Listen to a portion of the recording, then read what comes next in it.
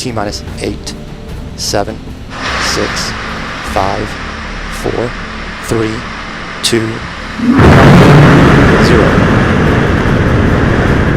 And liftoff of the Atlas V, launching the first interplanetary mission from the West Coast, and NASA's InSight, the first outer space robotic explorer to study the interior of Mars.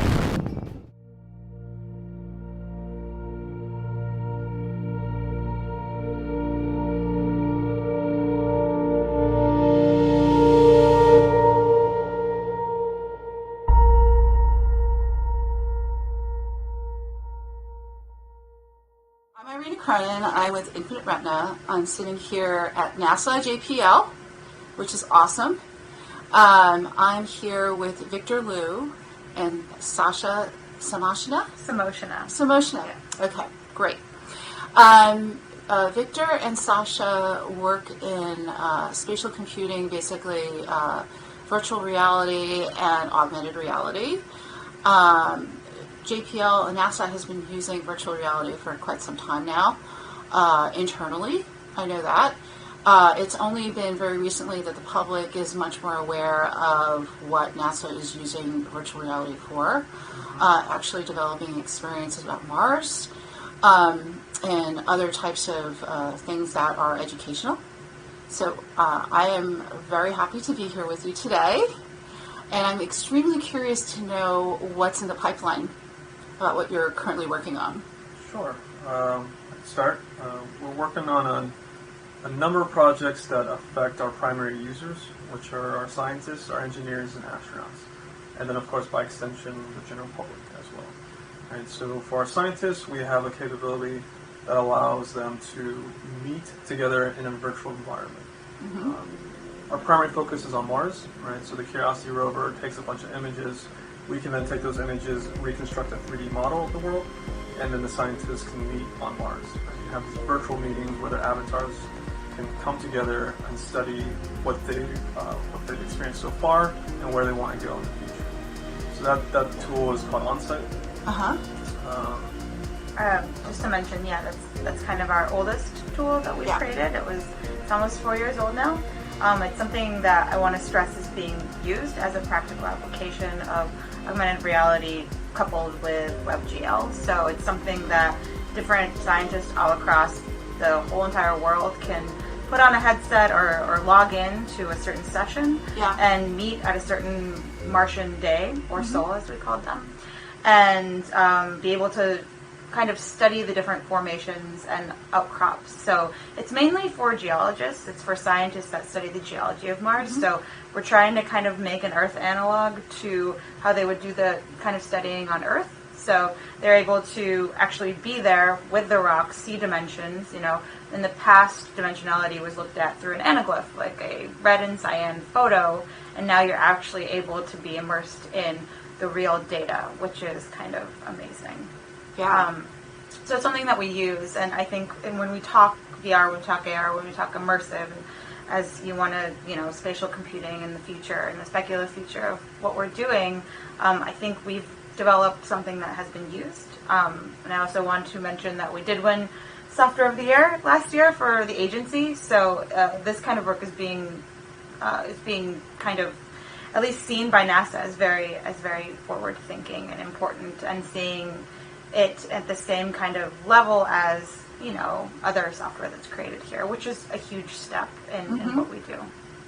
So basically I would imagine that there's constant updates as to the visuality of the geology of Mars, and that's what's being looked at on a continuous basis to study. Proof is in the pipeline, right? Yeah.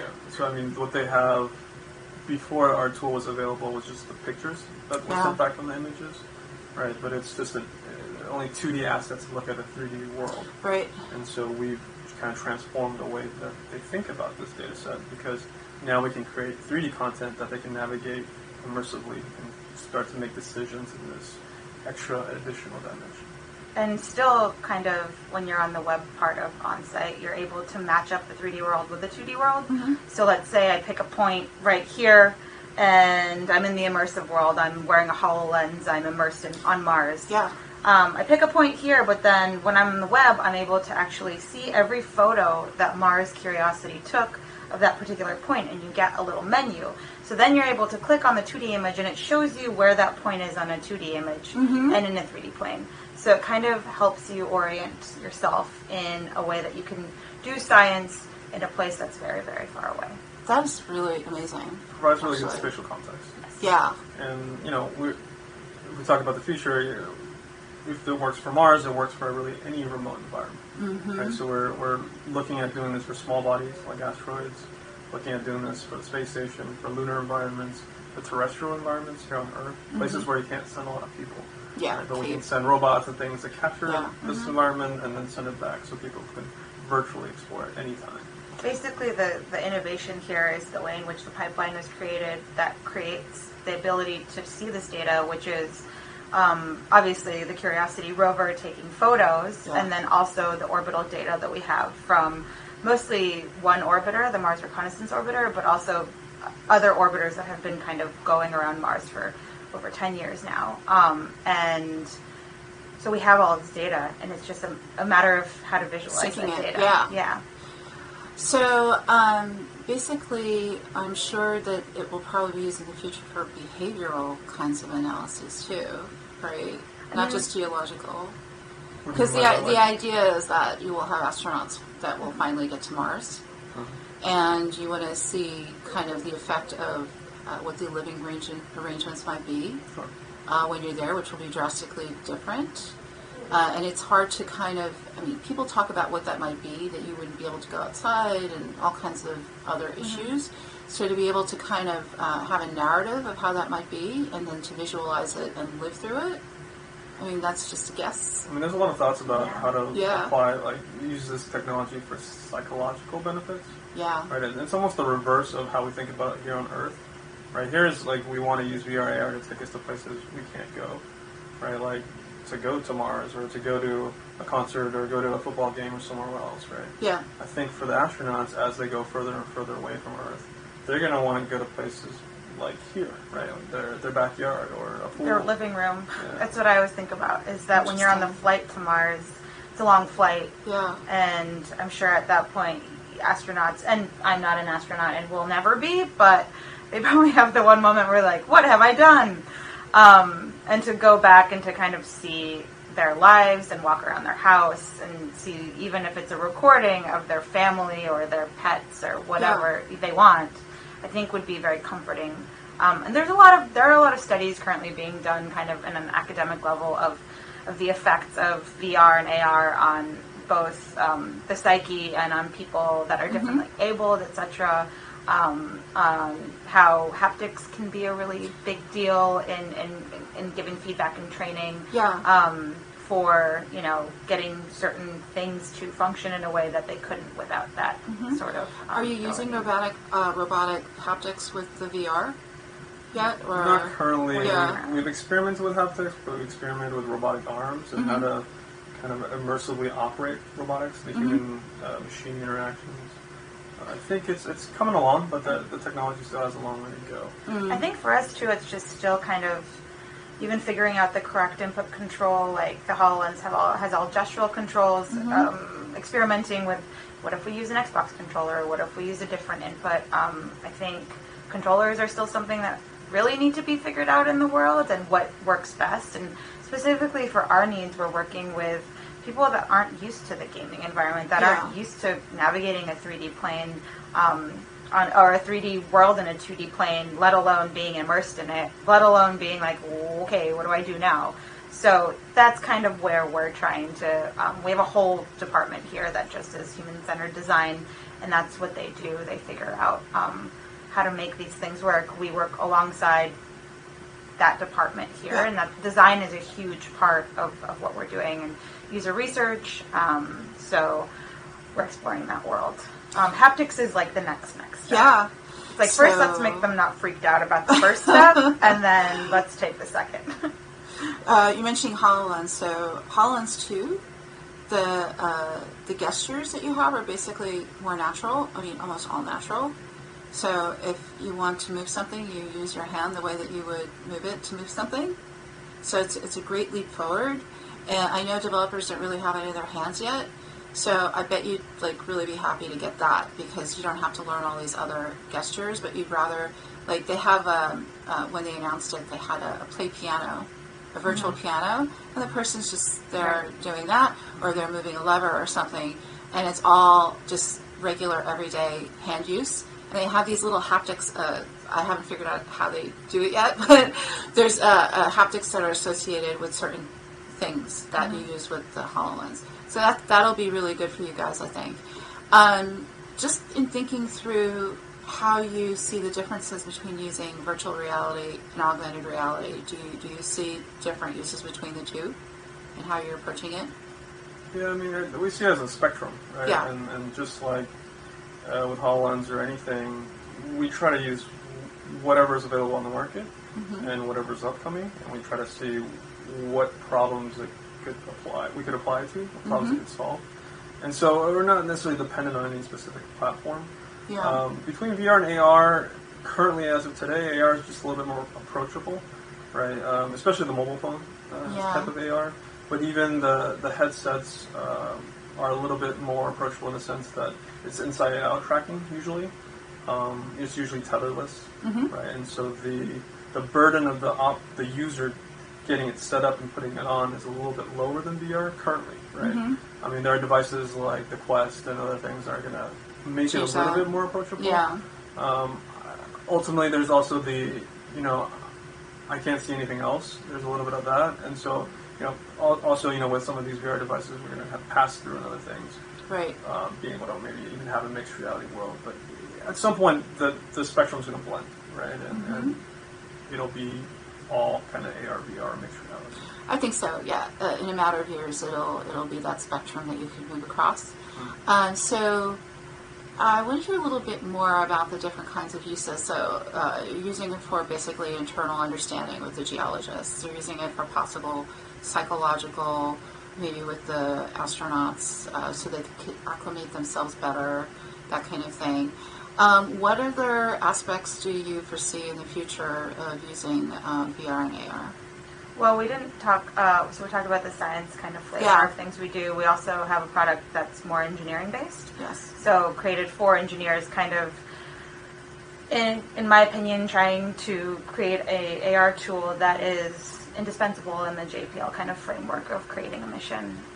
So that product is called Protospace, and it's a way to see full-scale CAD models in both the HoloLens and on the web and being able to collaborate. So we have the same thing again. We have a lot collaborating in the same location or in different locations. So when you're building out a certain spacecraft, you're able to kind of see it in full scale and get problems that would happen maybe even after you machine those parts, kind of catch them right away, iterate on the design, and keep on going.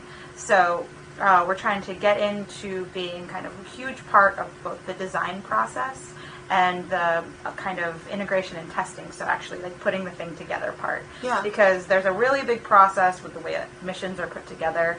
Certain teams can't get in for certain places, so there's this timeline, and we're just trying to make that timeline accessible to more people in a virtual sense.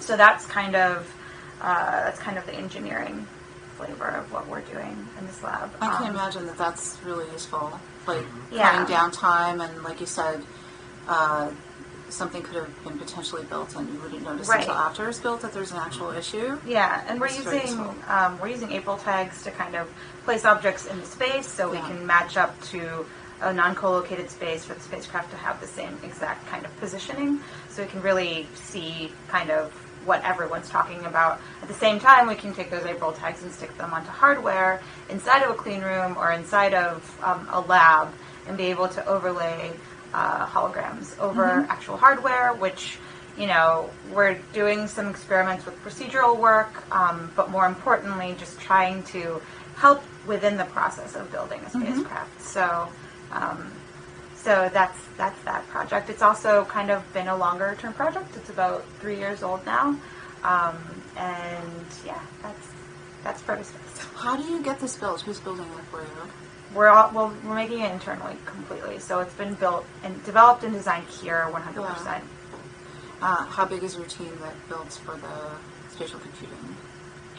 So In this lab, where we work on Yeah. a number of software projects, Yeah. about 35, 40 folks, Okay. I'd say about half of that work on more natural user interfaces, AR, VR, spatial computing. That's great.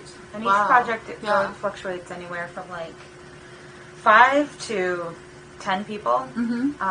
And we work, we're kind of like an agile methodology place, so we can Yeah. move people around, move kind of quickly within each project. We have some R&D projects that we do, and then we have some longer term kind of more mature projects like we've been talking about that take time to that build. need more time. Yeah. So, in terms of how NASA is perceived by the outside world, Awesome. yes, definitely awesome. The black hole news today? Are you kidding? Oh Come my on. gosh, that did blow me away. The blow your mind emoji was used more Unbelievable. today than I think I've seen in a while. Everyone Yeah. kept just sending it to me. It's black holes are now real, all right, and they weren't before. They were all theoretical, and now they're real. So that makes a big difference. Yeah. So I'm thinking for projects, obviously, NASA going to Mars and doing other things. The public needs to have more general awareness of it, right? So it's not that, up until when people finally get to Mars, I mean, people are going to go crazy about that. But you have to build excitement, right, to keep everybody on their toes as to We're what still NASA's trying to doing, make right? people excited about robots on Mars first. So Yeah. that's kind of our first job. Exactly. So what I'm thinking is, do you have like a media? I know people working here in media. Are there any plans to integrate and use spatial computing, VR, and AR for the public? Yeah. I mean, both of the projects we talked about today have outreach spin-offs. Yeah. Right, so versions where the public gets to use the same data set, but kind of in a more curated fashion. So for the Mars project, we have something called Access Mars, which is built on Web VR being transported to Web XR, Yes. which means essentially it runs on any device with a browser. Right, your phone, your laptop. You don't your need an VR app; it headset. just opens. Yeah. Yeah. Exactly. So it's kind of like a reform pipeline of the Mars terrain, only it works in a browser. Yeah. And you're able to, it's more curated, so there's a story. We have a geologist that works here, planetary geologist, Katie Steph Morgan, taking you through kind of the story of Mars Curiosity, why, when, what, how. And then you're able to kind of like go around. So let's say you have a VR device, you're actually able to go onto the browser on your device and everything works flawlessly. So that was a really, I think, a win. But again, I think the problem is not what we make, it's like who hears about it and who uses it, right? So Yeah. I think one of our missions is to make a bigger footprint constantly. It's kind of NASA's charter, and the mission of the Media Relations Department here for sure is to get the footprint wider, to kind of widen the web of why space is important, why engineering and science is important, and that it's not scary, and that it's this like wonderful thing where it can be visualization. So let's say you're a web developer and you're like, what would I ever do at NASA? Well, you could come work at the Ops Lab where we use that all the time. Yeah. A lot of people don't realize these connections exist, so things like Access Mars help us kind of spread the word about making us a little bit more accessible. But we do a lot of software development, Yeah. a lot of user experience design. We hire people from gaming and people with web backgrounds, mobile backgrounds. It's a pretty diverse crowd here. Yeah, I mean, I could see how useful it would be. So you have the geologists that have it's like the internal meeting on Mars, and how you could then turn that around to something that's outward facing, and you could show the public what they're working. Obviously, you're not going to give away the whole meeting, but have kind of like some snippets of understanding of what they're doing. I would definitely want to see something like that. Well, I think we almost like strategize a little too much, because on top of the Mars release, we also had a Google Expedition that was then for Yes. classrooms where Yeah. you could explore 360s of Mars, and we had our education department put lesson plans together. But I think we just release everything all at one time, and then we're like, we're done!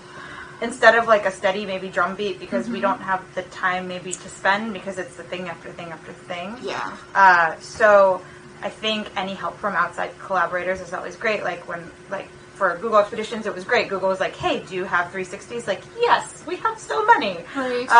They're like, we will take them and help you do this thing. So that's always really nice. Because we only have so many people to do the work.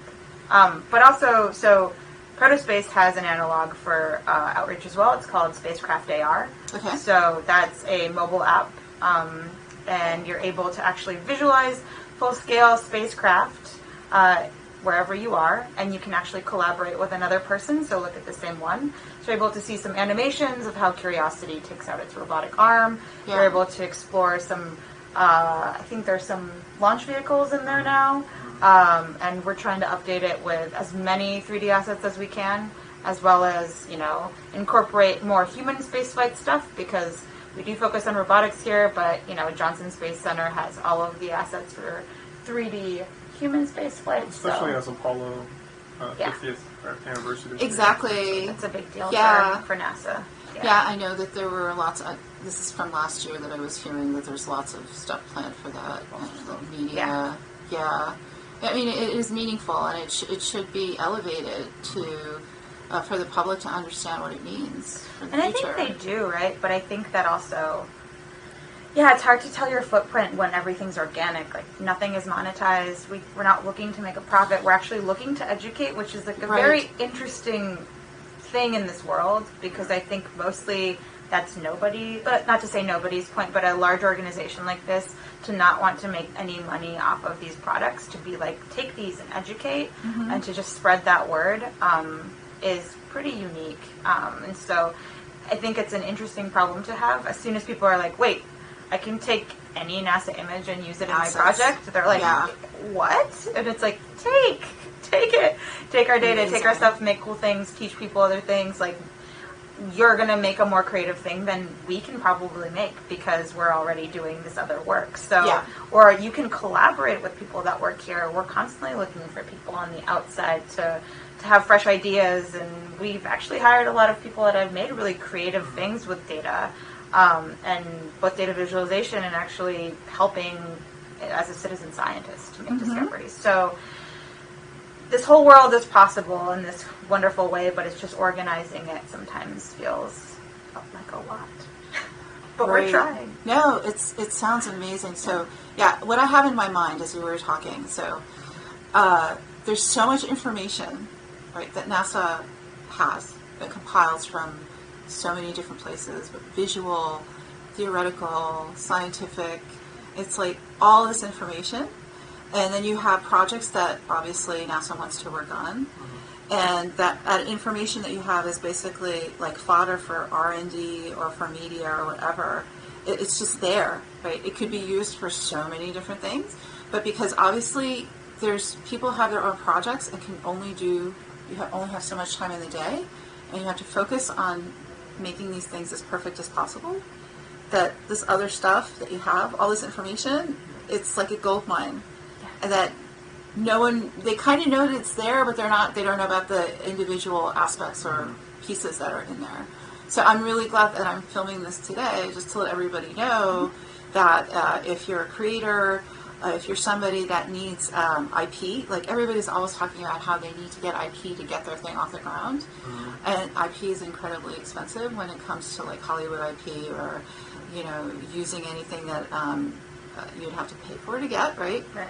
You're not asking anybody to pay for these amazing visuals, otherworldly amazing visuals, and other types of things. So I just want to make sure everybody, you can come to NASA and get this for free and come up with all kinds of like imaginative, creative storylines and narratives. So There's actually a really, I think one of the kind of understated projects for NASA as a whole has been the JunoCam project on board Juno. yes, It's at Jupiter, so that is completely a citizen science project. None of the data is processed by anyone at NASA. So the only way that they can actually see the images and analyze them is by citizen scientists doing that work. So it's this beautiful pipeline, and those people always get credit too, which rarely NASA does, but because this work is so important, and the people that do end up coming up with these visuals that are just stunning, because Jupiter is beautiful in itself. I've also seen this community form inside of the JunoCam project where people that are wanting to learn data visualization are kind of asking for help and then learning by way of this data set. Yes. Which is just like that makes me so happy, but it needs to be happening on a bigger scale. I get that. But the fact that that curiosity is there and it's being fed and it's being kind of educated in its own ecosystem that's inspired by the data that is real is just like very exciting to me. Yeah, that's a wonderful example of taking something that is information, it's data, and turning it into something that is meaningful, and people can then look at it and take what they can from that and go further. Yeah. So, I mean, I think that's what VR, AR, spatial computing, when you take machine learning and you take AI also with the data and everything, it's trying to organize what you're seeing. It's trying to organize how to think through things and categorize things. And I think for NASA, in terms of the reason why you might want to use VR and AR is for the same kinds of reasons, to organize people to understand certain projects that you're working on for educational purposes, to point them in the right direction, to take the data that's been unearthed by scientists and actually visualize that for people. So I guess one of my last few questions has to do with, let's say 5 years down the line. All right. I'll give you a little scenario. So in 2020, everybody thinks Apple is going to come out with the glasses or a headset, whichever. It's going to look more consumer-based, right? I happen to know that there are at least 4 companies that are going to be coming out probably by 2020, which are going to be competitors. So now you're going to have a whole slew of AR headsets, AR glasses. They might be a little different. Apple is said to be pass-through, so in using the phone as a computer versus like Magic Leap and HoloLens 2 and probably some other HoloLens 3, etc., that uses, it's either in the back of here or a checkerboard. But it's the same thing. It has a computing power. The thing is, it's going to look pretty easy on the eyes, and the consumers will finally have it. So 5 years from now, it's saturated. Everybody has a headset. Everybody's able to do AR. There's been lots of creativity, both from a business standpoint. Retailers are going to go gaga over it, and business for their reasons. What does NASA do with this opportunity? I mean, I think there's a number of things. I think 2020 for a consumer device is still optimistic from my perspective. I think maybe a year or two after that. But that said, 5 years from now, we'll have definitely consumer-ready devices. The interactivity of those devices are still up for grabs, right, in terms of input. As we talked a little bit about this before, but haptics will be really important. Yeah. Once, let's say we have perfect tracking of our hands and our gestures, right, then we want to feel the things that we're touching, right? And once that happens, then we want to add some of those spatial computing capabilities of like AI, right? So if we take our Mars example, right, we've always wanted the scientists to be able to pick up rocks on Mars and pick them up and feel them and share them with their colleagues. You can't do that today, not really, right? But with some of these up-and-coming capabilities in the next 5 years, I think we will be. Once that happens, I think it'll be interesting to apply AI and machine learning to understand what are the scientists' goals and how can we help them do their work more effectively. So, for example, can we provide them suggestions on rocks, right? So it knows you like these rocks, maybe you would like these rocks also. You know what I mean? And so that really helps almost be one of their like postdocs, right? If the scientists out in the field, the AI or these spatial computing capabilities could help them do their work more effectively, faster, and ultimately do more science, return more science. Yeah, I guess categorizing the different types of aspects of those rocks and other things, and cutting through the chase of having to try to either mathematically or visually look at it one by one. There's too many. Yeah, it's cool. Like we have citizen science stuff to count rocks or count craters today. Yeah. That's great, but longer term, we want to just automate all of that. Yeah. So that's really great for the scientists and for internally for NASA. How about for the public, now that you have the consumers and you have their eyes? I think like laying the groundwork now, which is what I feel like we're doing with creating as many 3D assets as we can, with making repositories easier to get to, with kind of doing the heavy lifting of where this new kind of world can be organized in a way that's less so than kind of the way that all of NASA is. We have 10 centers, but the idea is organizing the information now so when that consumer wave comes and everyone has a device and it's easier to make these experiences, that then it's exciting for me because we will still make public outreach materials, but the public will be able to help and to make them themselves also. So it's a way to kind of say, we've been using these tools for this long. We'll be like the old grandparents of, augmented reality, and these new people can come along and get excited about how these applications are being used at NASA and make their own kind of teachable moments and their own games or what have you. But I'm 100% sure they'll be educational, and maybe if not the person themselves learning how to actually program for AR, which will be ever-changing too as we get the different inputs and as we can use mobile devices a lot easier. I think it's just like a massive, wonderful thing for teaching other people new technologies. And then it won't be so foreign to put your phone up to something and see something, and it won't have to be just for entertainment. It could always be something you can learn from. So that's kind of what I see on that end. Yeah, I mean, I'll tell you, before this today, I was at Intel Studios, and basically there was a huge dome there. It's one of the largest domes I have ever seen, with a green space, and so everything's digitized there. It's volumetric. It's amazing. I had a really interesting conversation with someone who works there named Dave Smitty. So he was talking about personalization. So he sees a future where, and it sounds similar to yours, which is great, so it kind of resonates to me, where you have just regular, everyday people, they're not tech geniuses or anything, that they can actually take an asset, like a 3D asset, that is really easy to upload, or it could be off of WebXR. They'll be able to manipulate it, they'll be able to include it in a narrative, they'll be able to tell an educational story, so if it's a teacher that wants to teach something to their students, they could do it on the fly. They could create a lesson like that very easily, take a half hour and create a whole lesson. And it's all 3D, and it's all very easy to put together for regular people. So this personalization aspect, I think, to me is extremely important, and it brings NASA closer to everybody, so that it's not this weird, it's a bunch of scientists doing math, figuring out how to build a rocket, and someday we'll go to Mars. It's just it feels very far away. Rather, every day, NASA's doing something very practical every single day. I know because I've worked with academics for a while before, and I know, but academics that are doing practical things, not reading literature, scientists.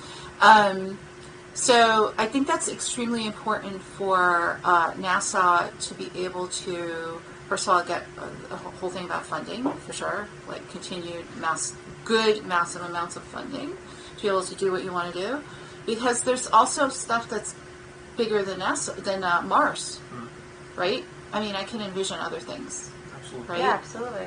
So, and that needs a lot of funding, but in order to get the funding, you need people to have a more personal relationship or understanding of what is done on a day-to-day basis or what goals are that NASA has. And I think that using AR is very good because you're in your reality and you're able to introduce objects, and it's a little easier than going into VR. But yeah, we want space exploration to be more tangible to people, right? We're doing it every day, but it's all we're in space right now, right? All of us, right? So what does that mean? How can they feel like they're in are control? space, Victor. We are space. Not just you and me, everyone. we all take a pass. Yeah, I think that Don't know exactly what we are. I think that also people, in terms of even the Mars thing that you mentioned, why are we so obsessed with Mars? And I feel like it's answered all the time on a NASA level, but just the very simple fact that Mars and Earth formed at the same time, and there's probable life possibly on Mars, and we'd like to try and find it, because we'd want to know if there's something out there.